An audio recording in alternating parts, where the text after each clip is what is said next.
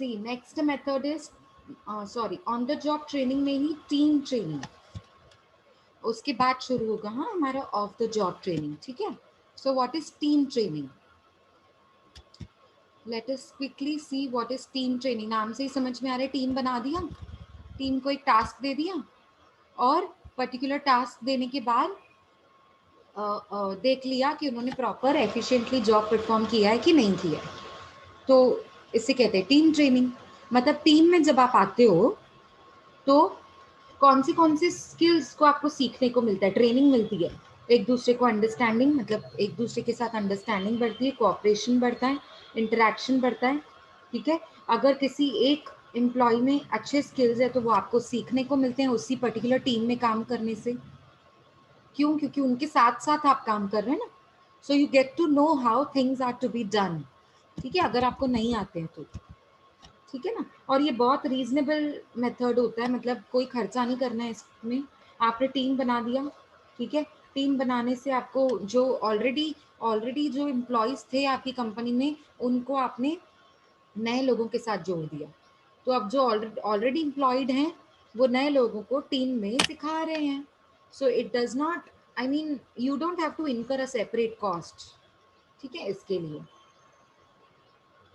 Well experienced employees होते हैं जो टीम के साथ काम करते हैं, वेल प्रोफिशिएंट एम्प्लॉयज होते हैं जो अपने जॉब को बहुत अच्छे तरीके से जानते हैं कैसे परफॉर्म करना है।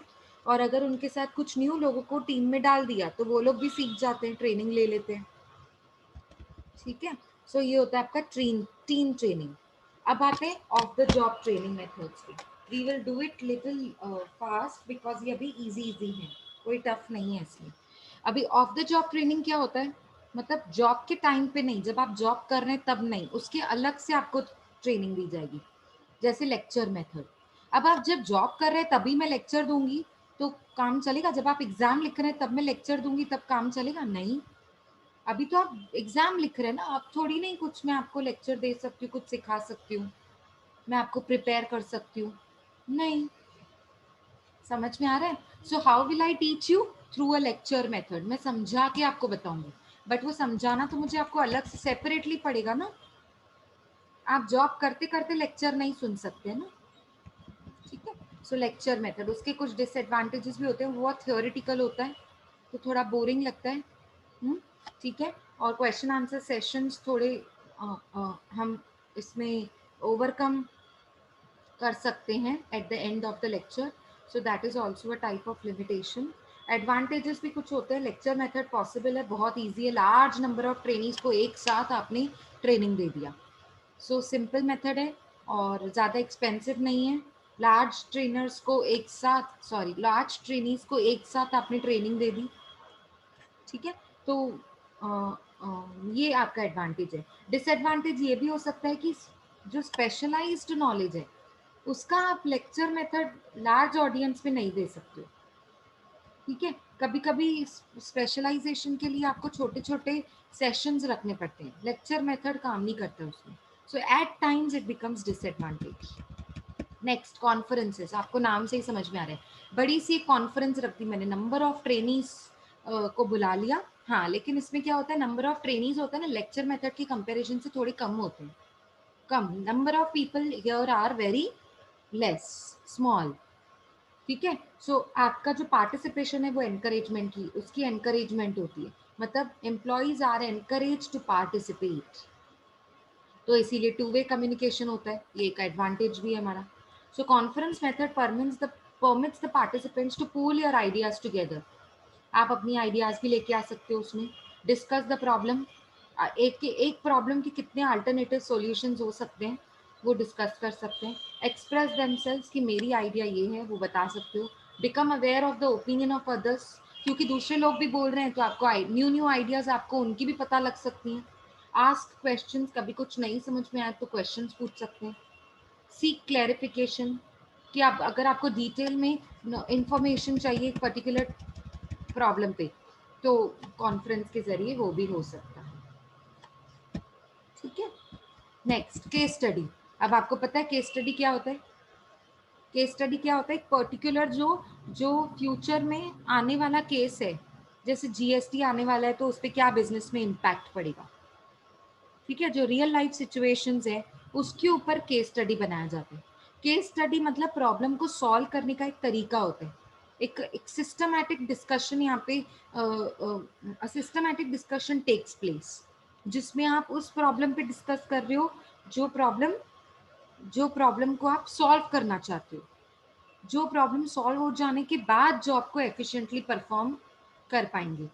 ठीक है, मतलब जॉब को परफॉर्म बाद में करना है, पर पहले आपको समझ के लेना है, ट्रेनिंग ले लेनी है केस स्टडी के थ्रू। समझ में आया? इसीलिए तो इसको ऑफ द जॉब ट्रेनिंग बोलते हैं ना, ऑफ द जॉब, जॉब के बाद या जॉब से पहले। ठीक है, तो केस स्टडी आपको पता है पॉपुलर मेथड है ट्रेनिंग का, and it is a complex problem और केस, कोई इसमें कॉम्प्लेक्स प्रॉब्लम लिया जाता है और केस लिया जाता है, एक पर्टिकुलर केस, जैसे जीएसटी का एक केस ले लिया, डीमोनेटाइजेशन का एक केस ले लिया, ठीक है, या सेल्स को मुझे बढ़ाना है तो ये पर्टिकुलर मैंने से केस ले लिया। तो यहाँ पे ना एक डिफरेंट केस लिया जाता है जिसके ऊपर मैनेजर्स एंड एग्जीक्यूटिव्स को प्रेजेंटेशन देनी होती है।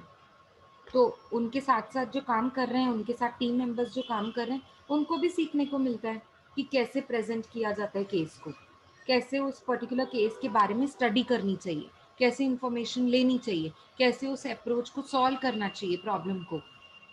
ठीक है, तो ये सब आपको इस ट्रेनिंग मेथड में सीखने को मिलता है। Next is role playing. Role playing भी आपको पता है क्या होता है। सपोज आपको किसी ने जॉब के टाइम पे किसी ने आपको रोल दे दिया कि आपको ये रोल परफॉर्म करना है।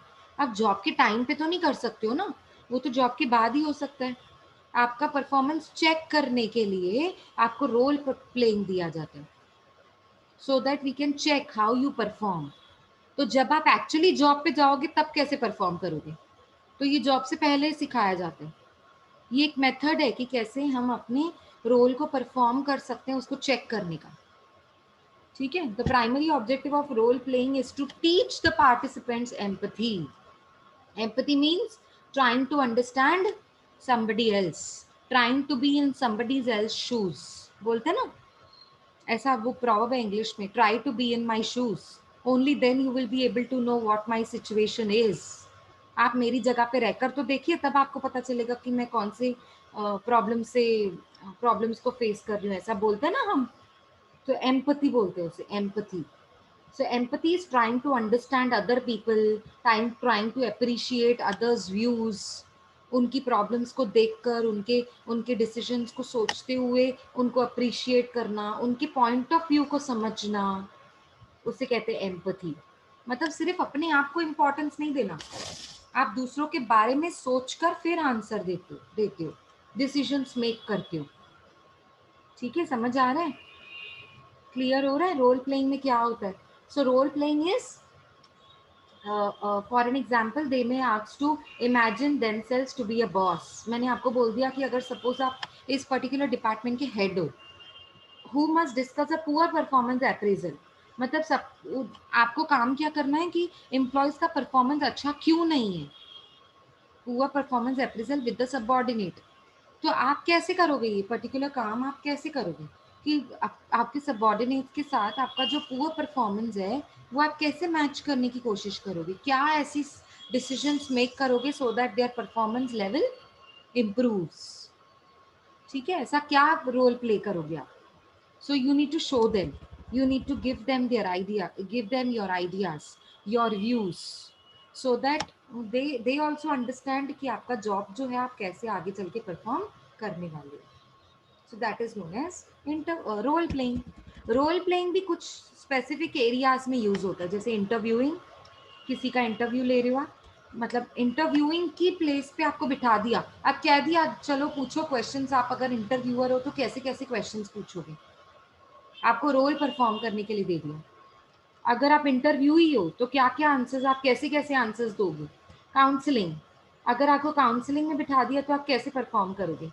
सेलिंग, अगर आपको मार्केटिंग में बेच दिया तो कैसे मार्केटिंग करोगे, करके बताओ, ये आपको रोल दिया गया। सुपरवाइजिंग, अगर मैंने आपको 4 लोग दे दिए कि वो अपना काम कर रहे हैं और ठीक से कर रहे हैं कि नहीं कर रहे हैं, उनको सुपरवाइज करना है, तो कैसे करोगे आप। इवैल्यूएटिंग, मतलब फॉलो अप लेना किसी भी चीज़ का कि जो काम हुआ है वो ठीक से हुआ है कि नहीं हुआ है, आपको इवैल्यूएशन पे बिठा दिया तो आप कैसे काम करोगे। ऑडिटिंग जैसे होती है, इवैल्यूएशन का काम ही तो होता है ऑडिटिंग। चेक करना कि जो काम हो रहा है वो ट्रू एंड फेयर है कि नहीं, है ना। तो आपको ना ये एरियाज में रोल प्लेइंग बड़ा काम आता है। Okay, next is business games. Next business game क्या होता है? डिसीजंस, देखो problem solving and decision making, ये दो मेन बड़े टूल्स होते हैं जिसके लिए मैंने एम्प्लॉयज को बिजनेस गेम्स में पार्टिसिपेशन के लिए कहा हुआ रहता है। मतलब employees participate in business games to develop their skills of problem solving and decision making. ये दो मेन बड़े स्किल्स होते हैं जो हर एम्प्लॉय में होने चाहिए, हर एम्प्लॉय में। ठीक है, एक तो प्रॉब्लम सॉल्विंग का कि अगर कोई प्रॉब्लम उनके डेस्क पे आ गई तो उसको कैसे सॉल्व करना है, और सॉल्व करते करते ना आपको डिसीजंस मेक करने कि ये करना है कि ये करना है, ऑप्शन नंबर ए चूज करना है कि ऑप्शन नंबर बी चूज करना है। गलत ऑप्शन चूज कर लिया तो पूरा परफॉर्मेंस आपका पुअर हो जाएगा।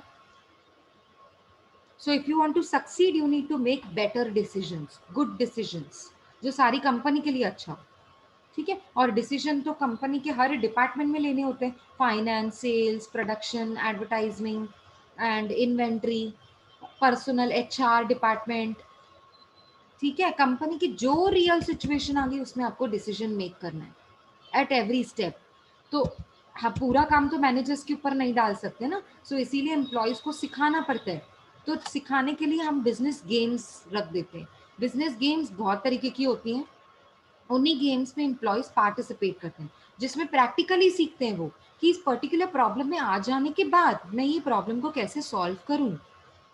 तो ये बिजनेस गेम में पार्टिसिपेशन के बाद वो लोग सीख जाते हैं।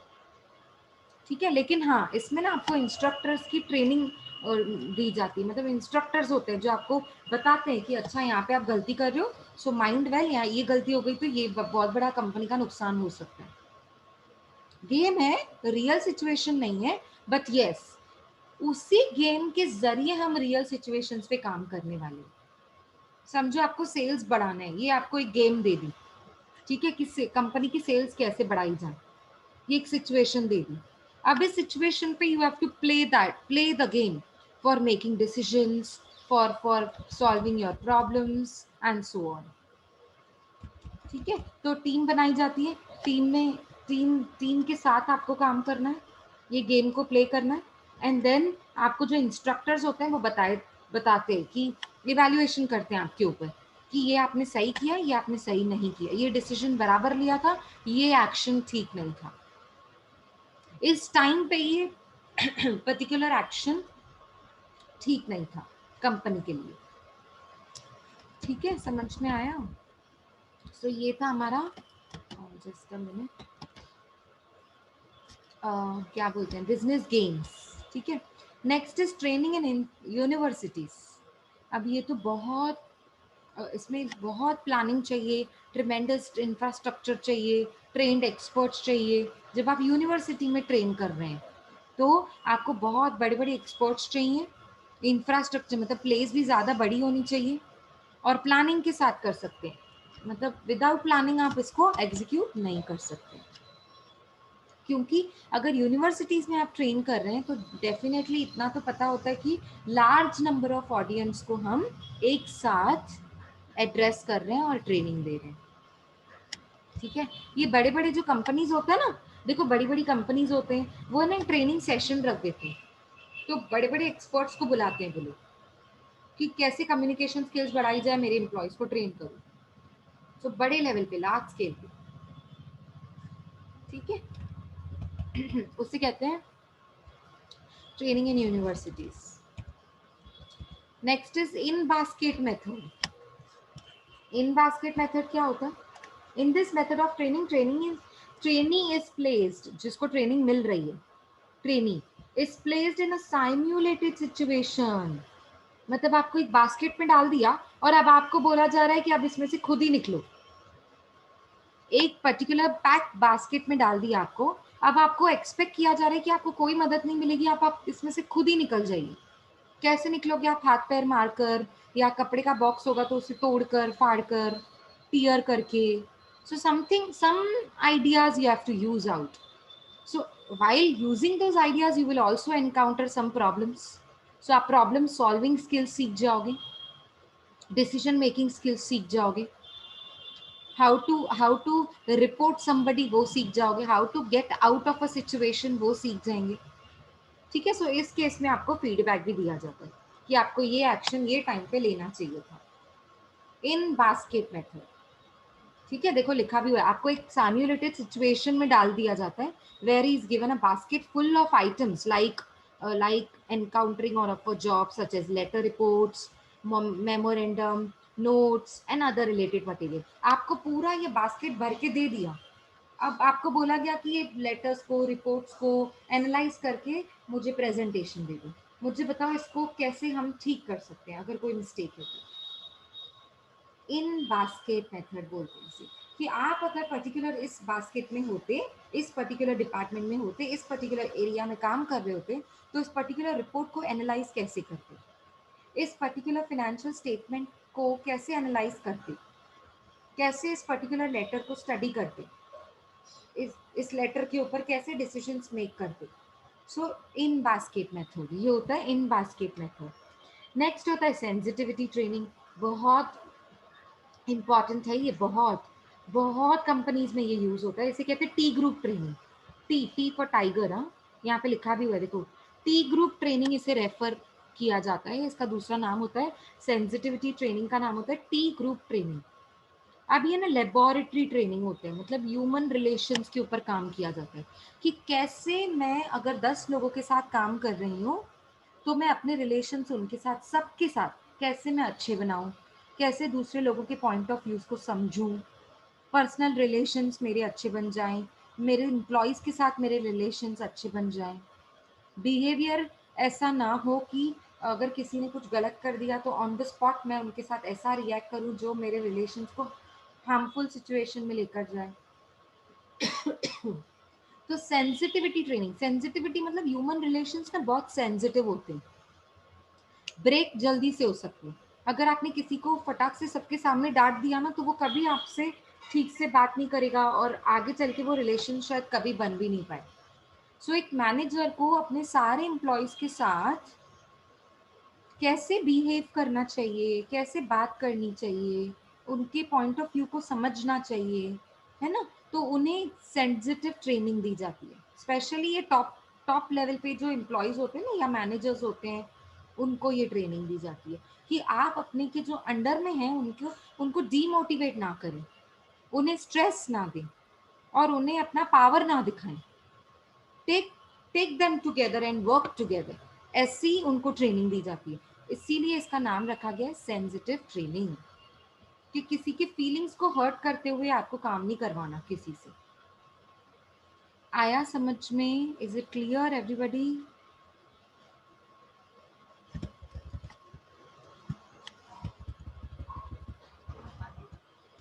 Yes, is it clear?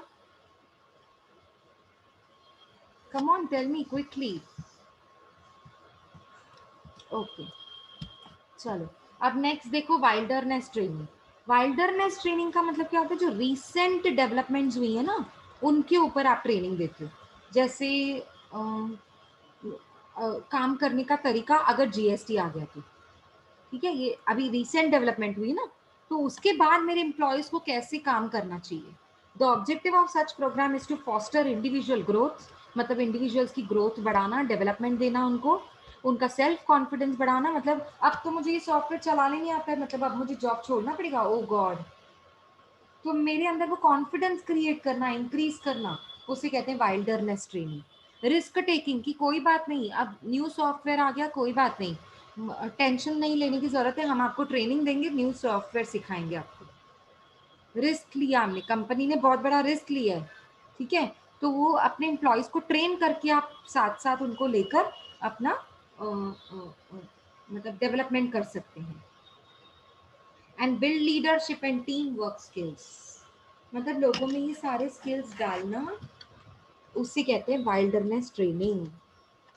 ठीक है, डेवलप करना उनमें ये सारे skills, self confidence, risk taking, build leadership skills, team work skills.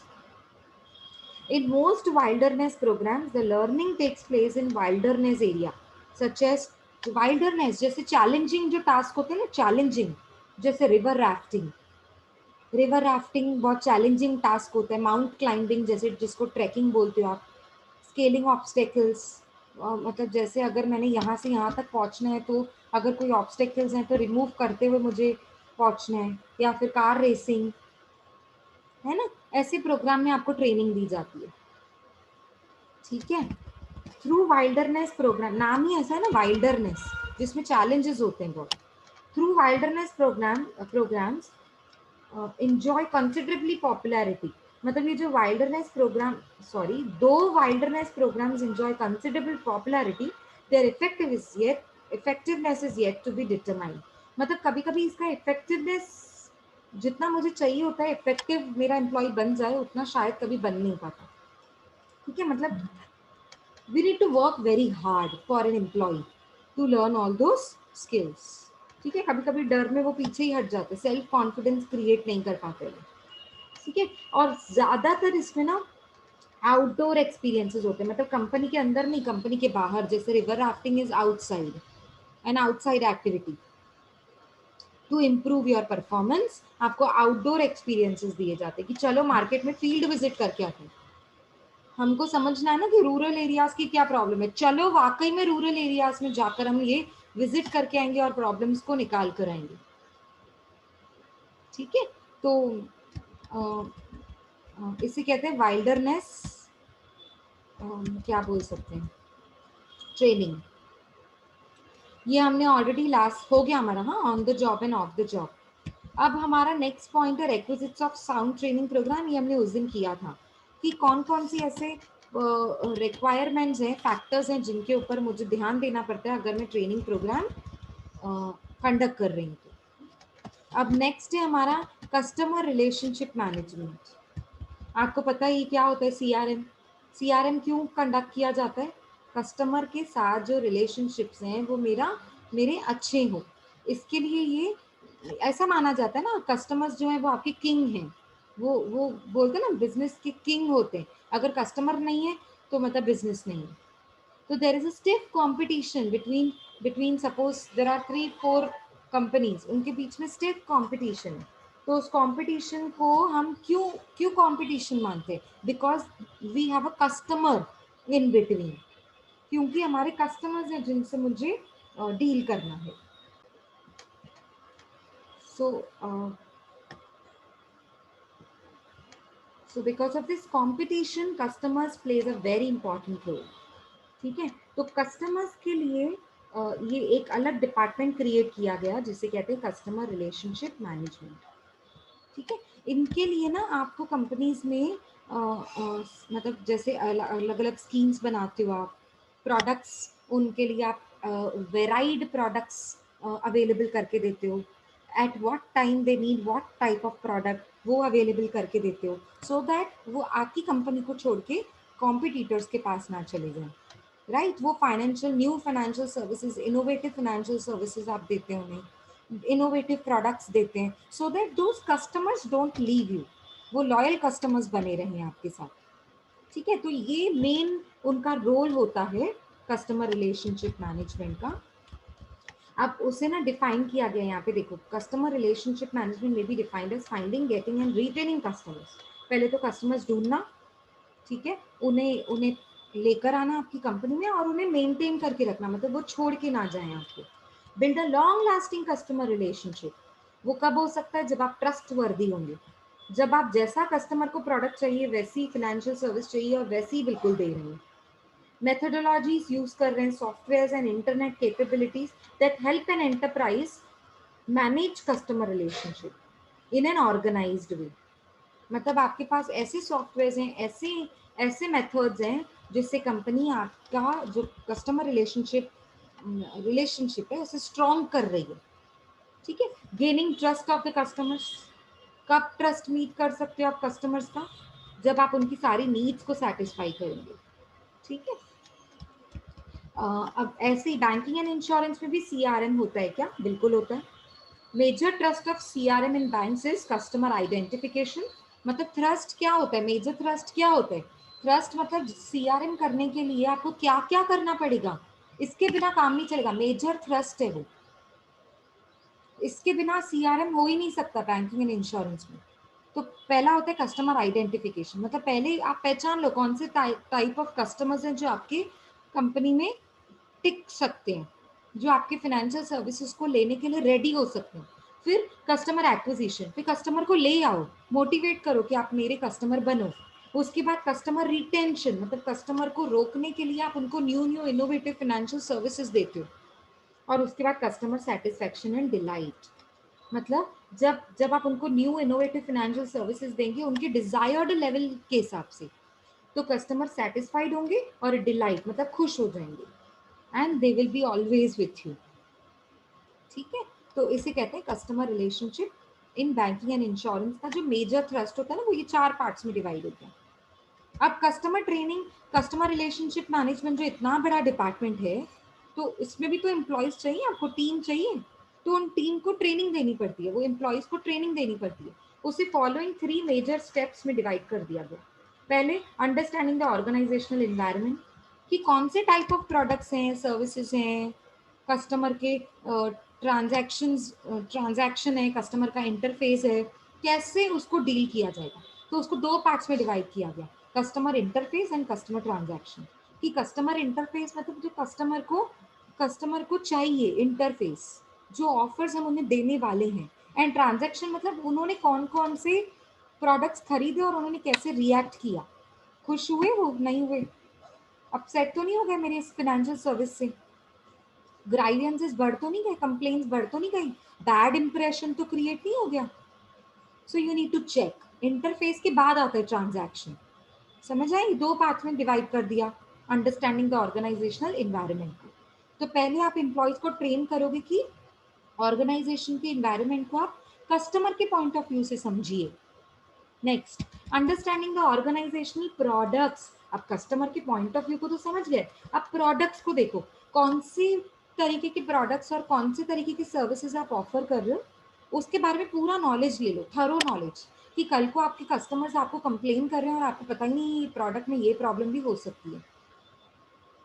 ठीक है, तो उसे कहते हैं थॉरो नॉलेज। पूरा जितना इसेंशियल नॉलेज है वो आप गेन कर लो प्रोडक्ट के बारे में, सर्विसेज के बारे में। Next is analyse the product environment. अब प्रोडक्ट इन्वायरमेंट के बारे में जानकारी निकालो कि कॉम्पिटिटर्स कितने हैं और कितने कॉम्पिटिटर्स मेरे जैसा प्रोडक्ट चला रहे हैं, और मेरी ऑर्गेनाइजेशन इसके बारे में कितना अवेयर है। ठीक है, स्ट्रेंथ एंड वीकनेस को चेक करो मेरे प्रोडक्ट्स की, जो वीकनेस है उन्हें रिमूव करने की कोशिश करो।